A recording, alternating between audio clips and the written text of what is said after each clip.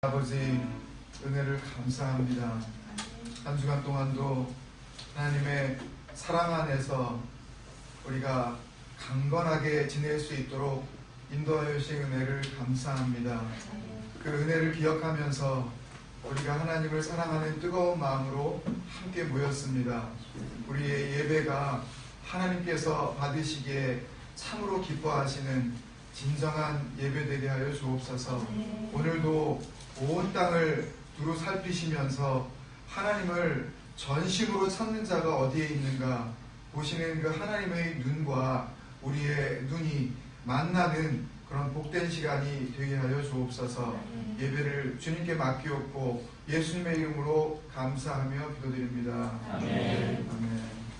오늘 같이 나누실 말씀은 시편 119편 49절에서부터 56절까지 같이 교독하겠습니다.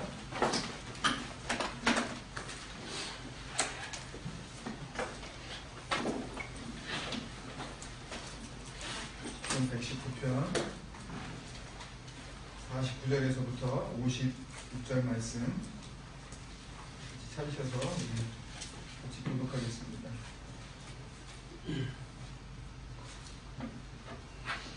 49절 제가 먼저 읽고 50절 여러분이 읽어주시면 되겠습니다. 49절입니다. 주의 종에게 하신 말씀을 기억하소서. 주께서 내게 소망을 가지게 하셨나이다. 이 말씀은 나의 고난 중에 위로라. 주의 말씀이 나를 살리셨기 때문이니라. 교만한 자들이 나를 심히 조롱하였어도 나는 주의 법을 떠나지 아니하였나이다. 여호와여, 주의 옛 규례들을 내가 기억하고 스스로 위로하였나이다. 주의 율법을 버린 악인들로 말미암아 내가 맹렬한 분노에 사로잡혔나이다.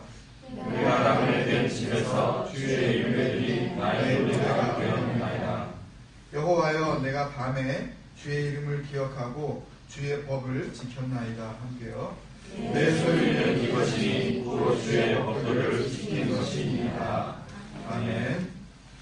같이 인사 나누시겠습니다. 먼저 같이 예배드리기 전에 인사 나누셨겠지만 주님 이름으로 사랑합니다. 주님 이름으로 사랑합니다. 사랑합니다. 사랑해요. 고맙습니다. 나를 살아나게 하셔서 15번째 시간으로 같이 말씀 나누겠습니다. 오늘 말씀이 시편 119편을 묵상해 가면 갈수록 참 어려운 말씀을 맡겨주셨다라는 그런 생각을 하게 됩니다. 개인적으로는 왜 이걸 택했을까 할 정도로 시편 119편은 설교하기가 너무 어렵습니다. 드릴 말씀이 없어요. 읽고 또 읽고 묵상하고 또 묵상해봐도 도대체 뭘 나눠야 할지 분명한 이 주제가 잘 드러나지 않습니다. 알기는 알겠는데 뭘 나눠야 할지 할 정도로 굉장히 막연하기도 하고 굉장히 어렵기도 한 그런 본문이 계속 이어지고 있습니다. 그럼에도 불구하고 시편 119편은 개인적으로는 이 신앙의 보고입니다.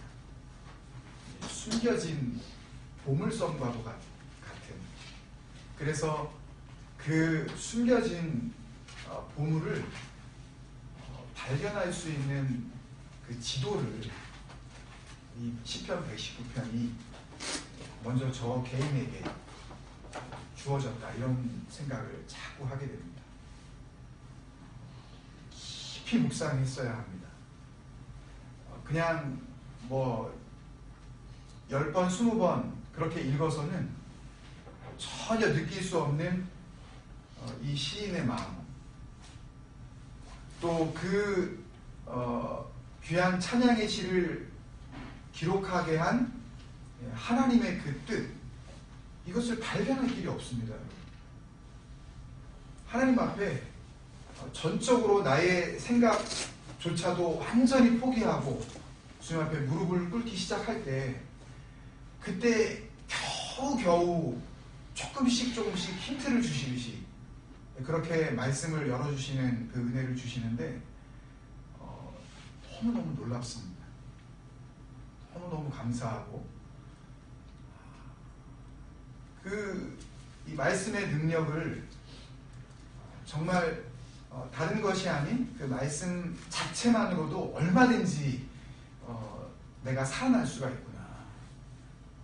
단순히 기계적으로 금요일이 되면 혹은 주일이 되면 설교 한 편 준비해서 이렇게 그냥 전하고 또 뭐 부드럽게 그냥 이렇게 해서 넘어가고 하는 어떤 그런 형식이나 어떤 틀에 의한 그런 나눔이 아니라 이 시편 119편을 묵상해 보면 묵상해 볼수록 이것은 이 설교를 준비하는 자의 이 영혼을 완전히 뒤집어 놓아 버리는, 그래서 생각 자체를 완전히 엎어버리는 그런 그 말씀이 여기에 담겨져 있다는 것을 저는 매번 발견하게 됩니다. 여러분들도 같은 그런 은혜를 누리고 계신 줄로 믿습니다. 지금까지 느끼지 못했었던 그런 하나님의 부르심, 나를 왜 불러주셨나, 그리고 내가 그 부르심을 받은 자로서 어떻게 살기를 원하시는가 하는 그런 구체적인 모습들을 알려주시는 이 은혜 가운데에 여러분들의 눈이, 여러분들의 귀가, 여러분들의 마음이 같이 열려지기를 정말 축원합니다. 이게 안 되면 안 됩니다.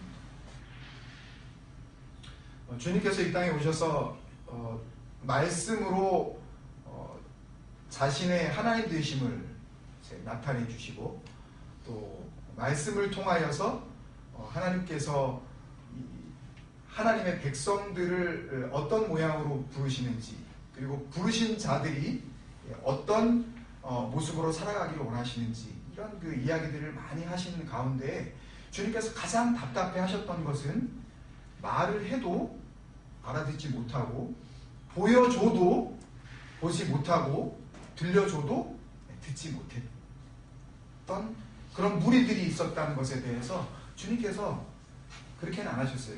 근데 제 느낌은 가슴을 치신 것 같아요.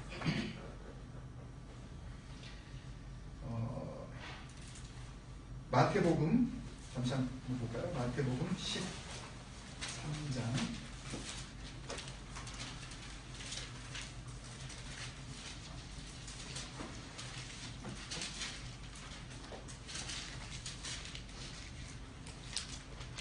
14절, 15절, 16절 제가 읽겠습니다. 마태복음 13장. 이사야의 예언을 이제 주님께서 제자들에게 비유를 말씀하신 후에 이제 이렇게 말씀하시는데요. 너희가 듣기는 들어도 깨닫지 못할 것이요, 보기는 보아도 알지 못하리라. 이 백성들의 마음이 완악하여져서 그 귀는 듣기에 둔하고 눈을 감았으니 이는 눈으로 보고 귀로 듣고 마음으로 깨달아 돌이켜 뭘 두려워해요? 고침받는 걸 두려워해요. 뭘 두려워하는 거예요? 한마디로 얘기하면요, 변화를 두려워합니다. 내가 달라진다는 거에 대해서 내가 못 받아들이겠다는 거예요. 지금까지 내가 이렇게 살아왔는데 그 생각을 뒤집어 놓는 또 다른 생각을 받아들일 수가 없다는 거예요. 누가? 주님이 오셨던 그 땅에 있었던 백성들이, 주님의 말씀 앞으로 나왔었던 그 백성들의 대부분의 특징을 한마디로 이야기하면 변화받기를 두려워하는 사람들. Be unteachable.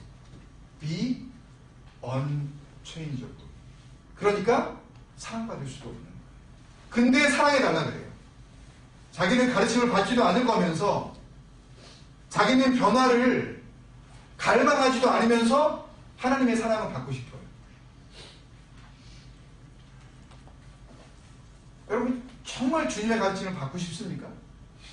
속으로 그냥 아멘 하세요. 속으로. 겉으로 하면 또 뭐 누구는 또 하고 안 하고.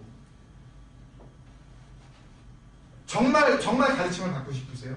정말 변화되기를 원하십니까? 우리 학생들, 우리 자녀들, 난 정말 주님 앞에서 변화받고 싶다. 하나님 앞에 내가 사랑받기를 원한다. 나는 정말 주님의 러버블한 차일드가 되고 싶다. 그러면 섬겨울 조건이 있다는 말이죠. 사랑받을 만한 자에게 하나님께서 더 사랑을 베풀어 주시는 그 진리에 대해서 우리가 눈을 뜨지 않으면, 그러면 주님께서 지금 마태복음에서 이야기했었던 바로 이런 그 신앙의 오류를 우리도 계속 밟게 될 수밖에 없다는 겁니다. 교회의 문제는 여기에 있습니다. 나는 변화받고 싶지 않아요. 근데 뭐는 받고 싶어요? 사랑은 받고 싶어요. 나는 아무것도 주고 싶지 않아요. 그런데 교회에 나와서 내가 원하는 건 뭐예요? 내가 받기를 원해요.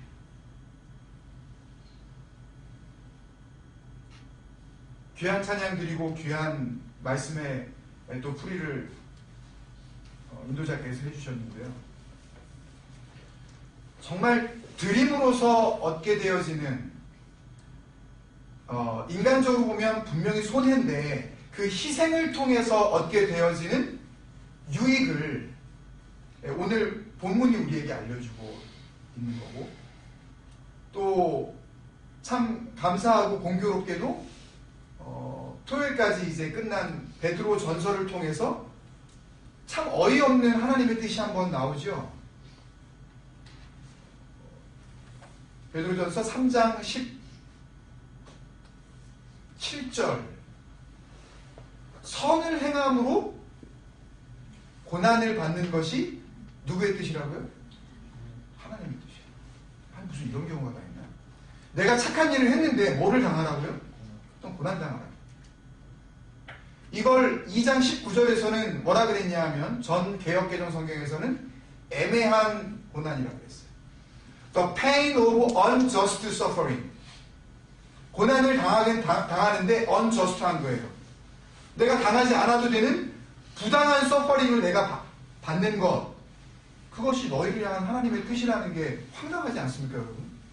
내가 착한 일을 했으면 착한 일에 대한 보답이 와야 되는데, 그 보답은 내가 못 받을 망정 뭐가 와요? 고난이 와요. 뭐 이런 경우가 다 있나? 그런데 오늘 본문의 이 시인도 지난 시간까지 우리가 나눈 그 말씀을 통해서 봤을 때 말씀과 어디의 수준까지 지금 들어가기 시작한 거예요? 말씀과 같이 사는 수준. 마치 말씀과 결혼의 수준까지 들어갔는데도 불구하고 오늘 나오는 어처구니 없는 고난들이 막 쏟아져 나오는 거예요. 말씀을 지키고 여러분들이 한 주간 동안 또 2주간 동안 하나님이 나를 부르시는 부르심은 그 정도의 부르심이 아니라 말씀과 이 정도의 부르심으로 나를 부르신 거구나. 이 에클레시아라는 게 오늘 말씀의 이제 결론으로 이 에클레시아라는 것이 무엇인가를 다시 한번 우리가 주님의 말씀을 통해서 한번 결론을 내려고 하는데요. 정말 부르심이 뭘 위한 부르심인지, 그리고 주님께서는 부르셔서 나를 어떻게 하시려고 하는 부르심을 나에게 주신 건지, 왜 불러주셨는지, 그 부르심의 내용은 뭔지, 목적은 뭔지, 이유는 뭔지, 이런 것들에 대해서 알게 되어지는 과정이 오늘 본문을 통해서 우리에게 주어지고 있습니다. 어렵지만 너무너무 귀한 말씀이에요.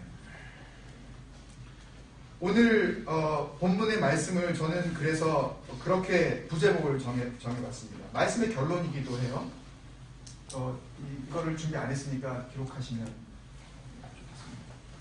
오늘 이 22개의 단락 가운데에 7번째 단락이 되어지는 이 제7년의 그 부제목을 저는 말씀을 기억할 때 나에게 일어나는 일.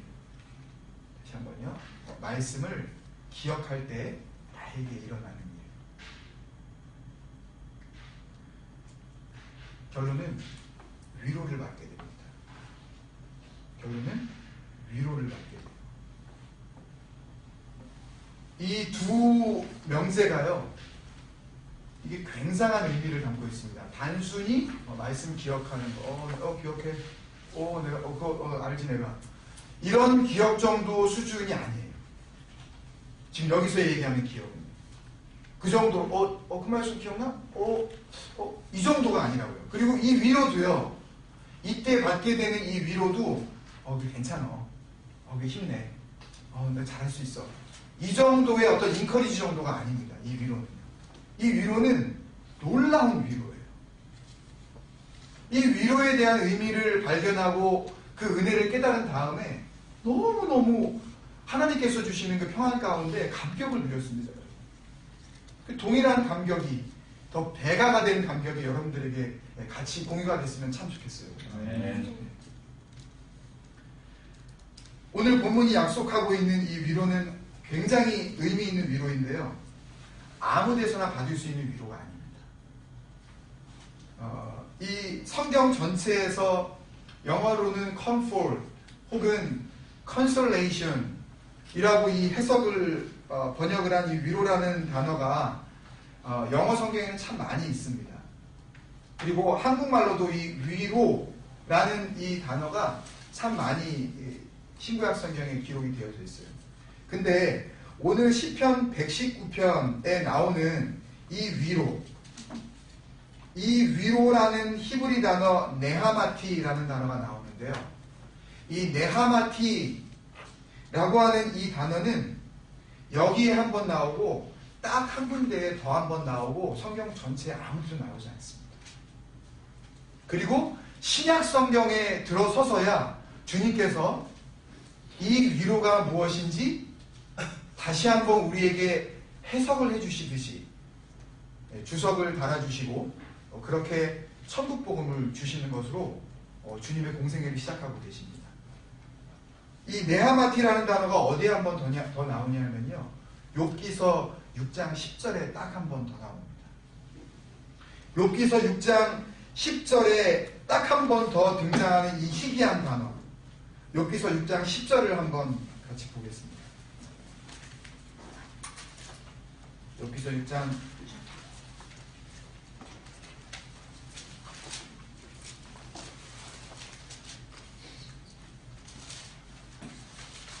10절을 보면요, 제가 읽겠습니다.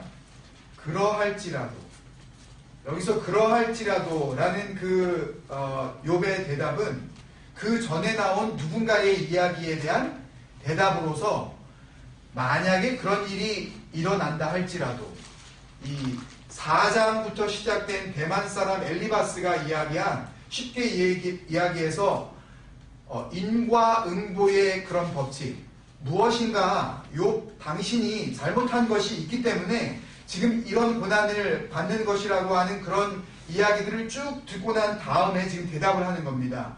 혹 그렇다 할지라도 라고 대답을 하면서 내가 오히려 뭐를 받고? 위로를 받고 할 때에 이 단어가 바로 시편 오늘 119편 50절에 딱 한 번 나왔었던 이 네하마티라는 이 위로를 의미하는 유일한 단어입니다. 근데 이 위로는 언제 받는 거냐 하면요, 그 뒤에 나오는 그칠 줄 모르는 고통 가운데서도 고통이 끊임없이 다가오는 거예요. 그런데 그 고통 가운데 어떻게 해요? 기뻐해요. 여러분 잘 아시죠? 그 욥기 1장부터 나오는 사탄이 하나님께 나아가서 이 욥에 대해서 이야기를 하고 그리고 욥의 생명만은 다루지 말라고 하는 하나님의 그 허락에 의해서 욥이 당하게 되어지는 그 고통, 무슨 자기 재산이 좀 없어지는 거는 그렇다 치고 정말 자기가 소중히 여겼었던 아들 7, 딸 3, 이 10자녀를 한순간에 그냥 다 잃어버리게 되죠.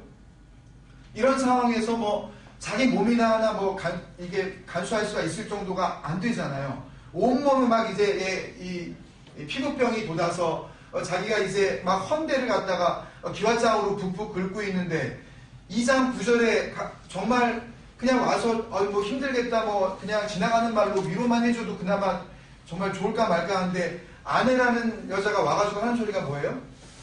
차라리 그 하나님을 욕하고 죽으라 그러잖아요. 2장 9절에서. 심한 말입니다. 이게 제가 설교니까 이 원색적인 말을 제가 드릴 수가 없는데 욕하고 죽으라고. 하나님에 대해서 욕하고 죽어버리라고. 당신 차라리 뭘 그 기와장으로 긁고 앉아있냐고. 그런 상황 속에서 지금 대답하는 거예요.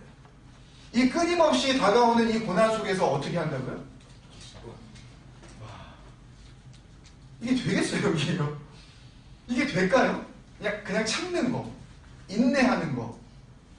이거는 가능할지 모르지만, 제가요, 여러분 기뻐하실지 모르겠지만, 근데 그 고난 가운데 기뻐함이 가능할까?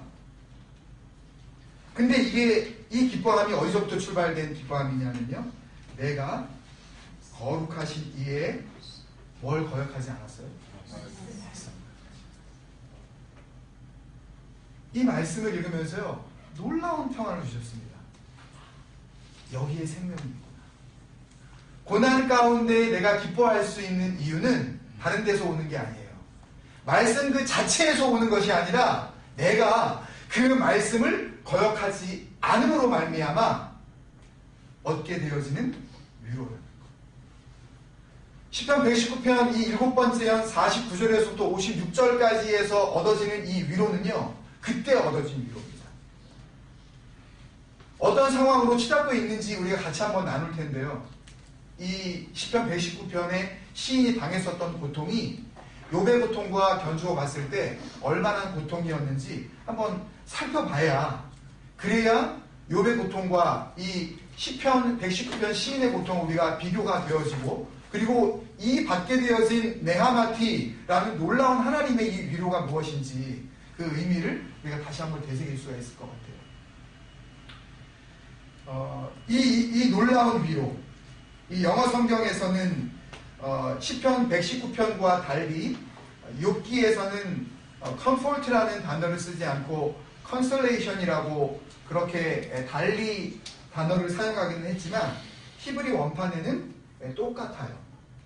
네하마티라는 단어를 똑같이 사용을 하고 있습니다. 그 위로 딱 한 번 더 나온 유일한 구절입니다. 우리가 공통점을 발견할 수가 있습니다.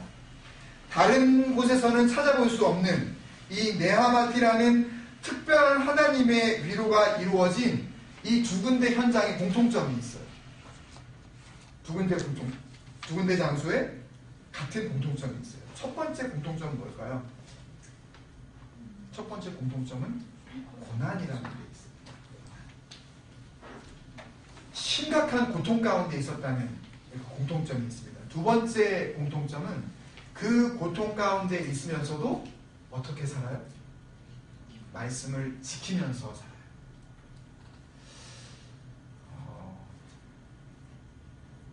제 딸아이가 얼마 전에 학교 갔다 와서 그런 이야기를 해요.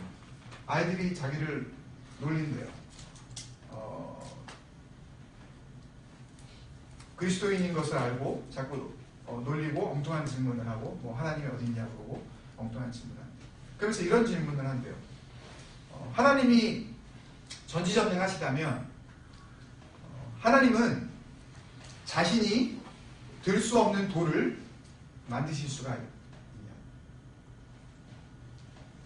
하나님은 스스로가 스스로를 죽이실 수 있냐? 하나님이 정말 전지전능하시다면, 모든 능력이 있으시다면 본인이 들 수 없는 돌을 만드실 수 있냐? 대답은 두 가지겠죠. 만들 수 있다. 그러면 결국 어떻게 돼요? 하나님은 그 돌을 들 수 없다. 하나님이 들 수 없는 돌을 만드실 수 있다 없다? 그럴 때 만드실 수 있다 라고 이렇게 쉽게 대답을 하면 결국은 그 돌을 하나님이 들 수 있다는 얘기예요, 없다는 얘기예요? 없다는 얘기잖아요. 그리고 하나님이 들 수 없는 돌이 없으실걸? 그리고 그러면서 하나님이 들 수 없는 돌을 만드실 수 없어 라고 그러면 하나님이 들 수 없는 돌을 만드실 수 없네? 그러면 하나님이 전능하신 하나님이 아니지. 어떤 대답을 하든지 간에 걸려드는 거예요. 그죠? 마치 주님 앞에 현장범으로 가늠하던 여인을 잡아온 그 종교 권위자들처럼. 똑같은 어떤 대답을 하든지 간에 걸려있는 겁니다. 대답을 해야 할까요? 대답이 의미가 없는 것입니다. 아시고 싶죠, 여러분? 제 대답이 뭔지. 그러면 목사님이 생각하는 답은 무엇이냐? 그것을 논하는 자체가 잘못됐다는 거예요. 하나님의 전지전능하심을 그 의미를 가지고 돌 하나에다 놓고 들 수 있느냐 없느냐 이것을 논하는 자체가 잘못됐다는 겁니다. 그 질문을 생각했다는 자체, 그 발상 자체가 잘못됐다. 뭐가 잘못됐어요? 그럴 수도 있는 거지. 라고 생각한다면 주님께서 40일 동안 광야에서 주야로 금식하신 후에 이제 하나님의 아들로서의 공생애를 시작하시려고 하는 그 첫 단추를 뭘로 시작하셔요? 마귀의 시험받은 것. 그때 마귀가 뭐라고 시험했습니까? 그 많은 유대 광야 땅에 널려져 있는 돌들을 보면서 당신 배고프지? 그러면 이 돌들을 명령해서 떡이 되게 해요. 주님께서 못하실까요, 여러분? 못하시겠어요? 오늘 찬양 오병이어가지고 장정마 5,000명도 먹이시는 주님께서 그 돌을 떡되게 못하실 것 같으세요? 뭐라 그러셨어요, 주님께서요? 주 너의 하나님을 시험하지 말라. 한마디로 이야기하면 하나님을 두려워할 줄 알아야 되는데 하나님을 자기의 그런 경솔한 질문으로 시험할 수 있는 대상이라고 착각하는 그 발상 자체, 그것이 하나님 앞에서 버림받은 존재의 증거가 됩니다. 근데 문제는 삶의 현장 가운데 우리들이 자라나면서 우리 자녀들이 그런 조롱을 받게 되어지는 거예요. 그런데 이런 심한 조롱을 오늘 본문에 있었던 이 시편 기자도 당하게 되고 있는 것입니다. 이런 고난들을 한번 우리가 살펴보겠습니다. 50절에 먼저 보니까요. 이 말씀은 나의 고난 중에 위로라. 그렇게 이야기하면서 뭐라 그러냐면 주의 말씀이 나를 살리셨기 때문입니다. 반대로 이야기하면요. 말씀이 나를 살리셨다는 이야기는 말씀이 아니었다면 내가 어떻게 될 뻔했다는 이야기예요. 죽을 뻔했다는 이야기예요. 간단한 거죠. 말씀이 나를 살리셨다는 이야기는 내가 당하고 있었던 그 고난 그대로 그냥 놔두셨다면 나는 죽어버렸다는 거예요. 51절에서부터 이제 56절까지의 내용도 자세히 우리가 살펴보면 이 시인이 당했던 그 고난, 그 상황이 욥기서 6장에서 당했었던 이 욥의 상황과 견주어 볼 때에 결코 뒤지지 않을 만한 대단히 심각한 그런 고난이었다는 것을 우리가 금방 알 수가 있습니다. 그 다음 51절에 당한 고난입니다. 51절에 시인이 당한 고난은 심한 조롱이에요. 이 심한 조롱은요, 지금 제가 이야기한 여러분들이 학교 가서 하나님이 들 수 없는 돌을 만들 수 있어 없어 정도의 그런 정도의 그냥 조롱이 아니고요. 이 조롱은 원어적인 의미는 좀 지나치다 싶은 이 놀려댄 정도의 의미로서 끝나는 것이 아니라 훨씬 더 강렬해서 아주 비열하고 잔인스러운 인신공격을 입니다. 못 견디는 거예요. 그러니까 누군가가 정말 어처구니 없는 그런 이 악플을 달았을 때에 그것에 고통을 받고 목숨을 끊어버린 그런 사람들이 있잖아요. 그런 사람들을 향해서 우리가 아무리 그 댓글이 정말 마음에 비수처럼 꽂힌다 그래도 그렇지 그렇다고 죽나. 근데 당해보지 않으면 내가 바로 그 상황에 되어져서 그 장본인이 되어지지 않고서는 느낄 수 없는 그런 아픔이 있는 거 아니겠어요, 여러분? 정말 사경으로 내몰 정도로 그렇게 나에게 공격해오는 인신공격이 있을 수 있잖아요. 겪어보셨죠? 특히 교회 생활하면서 우리가 겪어본 적 있잖아요. 말도 안 된다 이건. 어떻게 이런 공격이 다 있나 싶을 정도의. 그래서 마음 같아서는 정말 끝내버릴까? 이렇게 살아서 뭐해 내가? 라고 하는 마음이 생길 정도로 그런 지경으로 내몰리는 그런 고난 가운데 있었던 적이 우리에게도 있잖아요. 바로 그런 고난을 이 시편 기사도 당하고 있었던 것입니다. 52절에는요. 옛 규례들을 내가 기억하고 스스로 위로했다. 그냥 넘겨버리면 옛날에 하나님께서 해주신 말씀을 기억하면서 그냥 자기 스스로 그냥 위로했구나. 잘했네. 이렇게 생각하실지 모르지만 사실은 이 내면에 있는 내용은요. 깊은 한숨이 정말 그치지 않는 눈물이 담겨져 있는 고백이에요. 여러분. 아무도 이 아픔을 모르는 현재 지금 내가 실제로 고난을 당하고 있을 때 그때 내가 정말로 필요로 하는 하나님의 위로를 찾을 수가 없었다는 거예요. 그래서 할 수 없이 뭘 꺼내든 거예요? 옛날 걸 꺼내든 거예요. I remember your old promise.